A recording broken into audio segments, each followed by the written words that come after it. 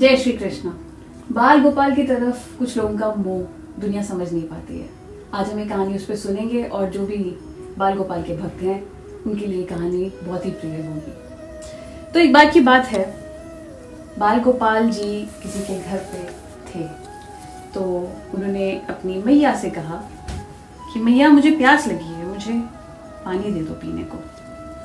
पर मैया थोड़ी व्यस्त थी अपनी सहेलियों के साथ बातें करने में। तो बाल गोपाल जी उनसे बात करते रहे और बाल गोपाल जी ने कहा कि मैया मुझे प्यास लगी है, मुझे जल दे दे। तो मैया थोड़ी सी परेशान होकर के बोली कि आपका सारा काम मैं क्यों करूं? आपको कपड़े भी मैं पहनाऊं, आपको खाना भी मैं खिलाऊं, आपको मैं सुलाऊं, सब कुछ मैं क्यों करूं? आप खुद नहीं कर सकते? अगर आप खुद नहीं कर सकते तो आप किस बात के भगवान? तो बाल गोपाल जी ने कहा कि मैया तू मुझे इस घर में बाल गोपाल के रूप में लाई थी, तो मैं तो तेरा बालक हुआ, मैं तो अपना फर्ज निभा रहा हूं। अगर तुझे वो पसंद नहीं है तो मैं यहाँ से चले जाता हूँ। तू जिस रूप में मुझे पुकारेगी मैं उसी रूप में आऊंगा।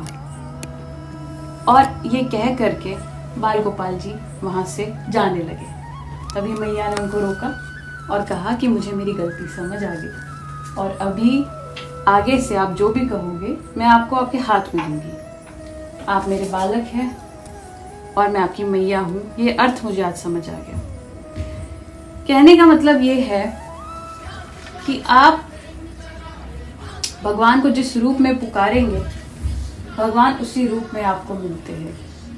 अगर आप कान्हा जी को कान्हा जी के रूप में पुकारेंगे वो उस रूप में आएंगे। अगर आप कान्हा जी को बाल गोपाल के रूप में पुकारेंगे तो वो उस रूप में आएंगे।